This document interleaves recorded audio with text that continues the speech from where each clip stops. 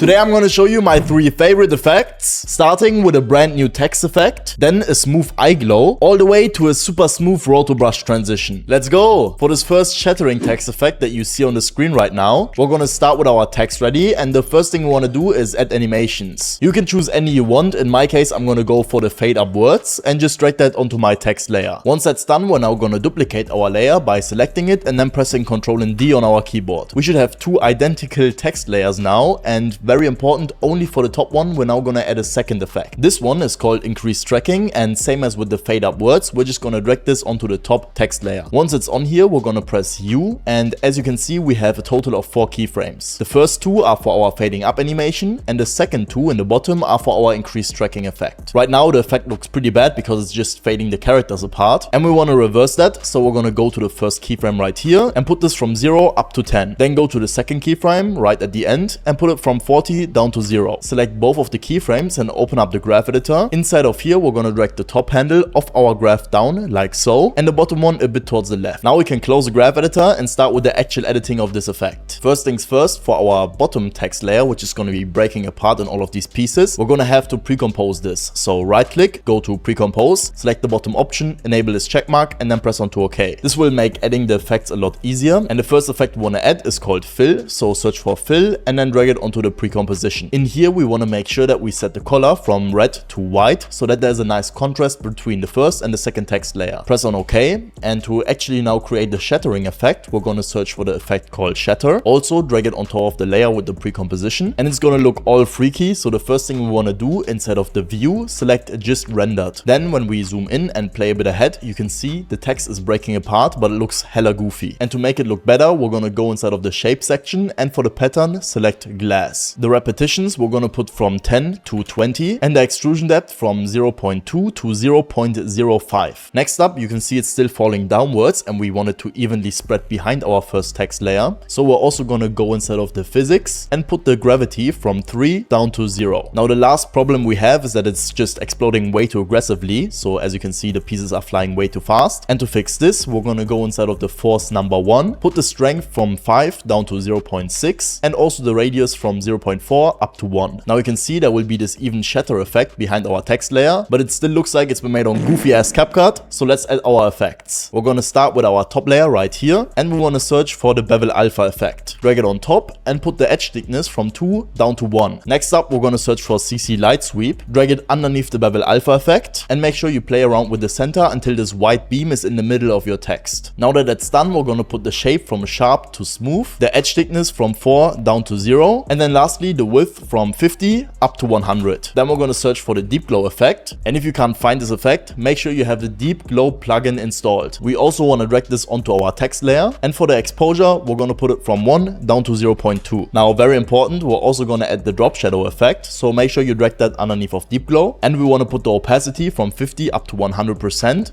the distance from 5 down to 0, and then the softness from 0 to 125. We're almost done, but to get the halftone look, we're going to search for BBC halftone and drag it onto our text layer as well. The settings are very important. Start by putting your HT scale from 5 down to 3.5. Then go all the way to the bottom, and for mix with original, you want to select at least 70%. The last effect is called S_warp chroma, and again, if you can't find these 2 effects, make sure you have the plugins installed, and there's a guide on everything you need in my Discord server. Also drag this one on the text layer and put the warp amount from 0.5 down to 0.3. Now this is the only effect we also want to apply to our other layer, so make sure you have that selected, and then also apply the S_warp chroma effect to the pre-composition. As you can see, it will look very cool. All we want to do is put the warp amount also from 0.5 down to 0.3, so it has a nice unity. And as you can see, this will leave you with this super cool text effect. Next up, we're going to do this glowing eye effect, which you can literally apply to anything. To create this effect, make sure you have all of your clips ready with all of the effects, whether it be zooms or slow motion. And once that's done, we can start by selecting the clip that we want to put this effect on and creating a new solid layer. So head to the top, layer, new, and then select solid. The color doesn't matter, just make sure the resolution matches, and then press onto OK. We're going to cut this at the beginning of our layer and at the end of our layer, and delete all of the excess parts that are not directly above our clip. Next, we're going to go to our effects and presets and search for the effect called optical flares. Drag this on the solid layer, and it will look something like this. First thing we want to do is get rid of the black background. So go into the render mode and instead of on black, select on transparent. Next, to make it look a lot cooler, we're going to open up our options and this will give you an extra UI. This might seem a bit confusing, but it's actually pretty easy. All we got to focus on is this tab right here. And as you can see, there's a bunch of different effects listed in here. We have a glow, we have a glint, and then a bunch of random stuff. What we want to do is only keep the glint and the first glow. And to delete all of the other effects, we can just click onto the X next to them. And we want to do that for all of the effects that are not the first two. Once you clean that up, we can also add another effect, which is going to be on the right side, and it's called a streak. So you want to just double click onto the streak, which will also add it to your preview. The settings are also quite important, and we're going to start at the top with the glint effect and put the brightness from 100 down to 69%. The scale, which is right next to it, we're going to put to 25%. Then right below that, the glow we want to put from 100 down to 50%, and the scale we're going to put from 6 to 15%. Lastly, for the streak, we're going to double the brightness. So from 100, we're going to go to 200, and the scale we're also going to put to 15, similar to the glow. Once that's done, we can press onto OK, and it will appear the same way we created it inside of our After Effects preview. We can use this red circle around our glow to kind of adjust it to our character's face, but this won't stay here because obviously when I have a zoom, it will kind of zoom in onto the clip and the glow will just stay in a static place. To fix that, we're now going to select our clip layer, go to the very beginning, then on the right side, open our tracker panel and select track motion. As you can see, that will open up our layer with the track point, and we just want to make sure we increase this a little bit, these two squares, and then drag them onto the eye or whatever area you want to put your glow on. Once they're here, we can head back to the right side and click onto this little button to analyze forward,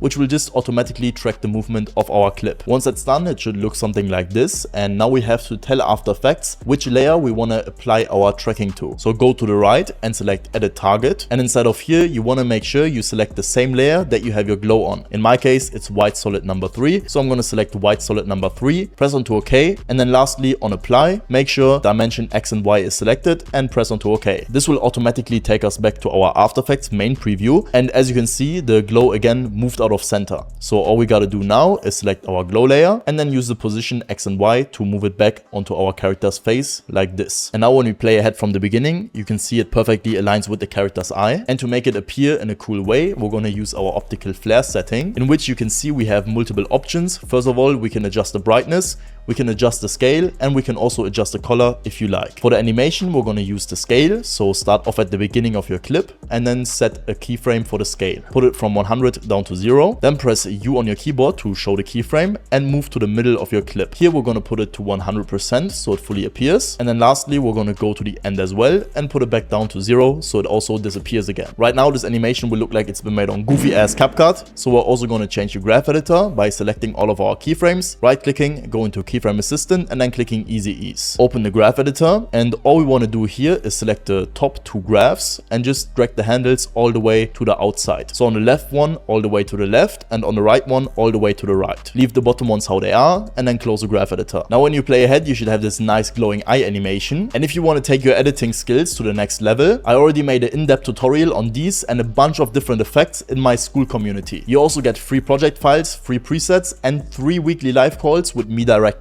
There's hundreds of different courses and hour-long uncut footage of me editing and teaching you every effect you want to know. So if that's something you're interested in and you want to upgrade your editing, check out the second link in the description and learn from me directly. Let's get to the final and by far coolest effect out of all of these, which is going to be this nice background zooming roto brush transition. I didn't really know how to call this. And to create it, we have quite some preparation to do. You can see I have one long clip in the background, which is going to be the foundation. And then I have a bunch of short clips that I want to use in the background that are going to be zooming in. I right now prepared 6, but you can do more than that. And they're each 10 frames long. First thing we want to do for these clips right here is create a zooming in animation. So go to the first one, then open your effects and presets and search for S_blur more curves. Drag it on this first clip and I'm going to zoom into my timeline so I can see it a bit better. Make sure you're at the start of your clip and then set a keyframe for the Z distance right here. Put the value from 1 to 0.5, then press U, go to the end of your clip and put it back up to 1. Now we should have 2 keyframes. keyframes and we're going to select them, right click, go to keyframe assistant and click easy ease. Now open the graph editor, and the graph here is a bit different than what we did previously. We want to select this first handle and drag it diagonally upwards like so, about half the way. For the top one, we're going to reverse the whole thing, so make sure you select it and then drag it downwards also diagonally about half the way. This should give you a smooth zoom effect, and we have to make sure we apply the zoom to all of our clips. So now we're going to select the keyframes, press Ctrl and C, then go to the beginning of the next clip and paste Ctrl and V. If all your clips have the same length, the keyframes are going to perfectly match up. If that's not the case, just make sure you adjust them until they fit to the end. Repeat this for all the clips that you want to use. Once that's done, this is what it should look like when we play ahead. And one small trick, if you can't be asked to search out a bunch of clips, is you can just repeat them. As you can see, I searched out 6, and all I gotta do now is select them, press Ctrl and D, and then just drag this first duplicated one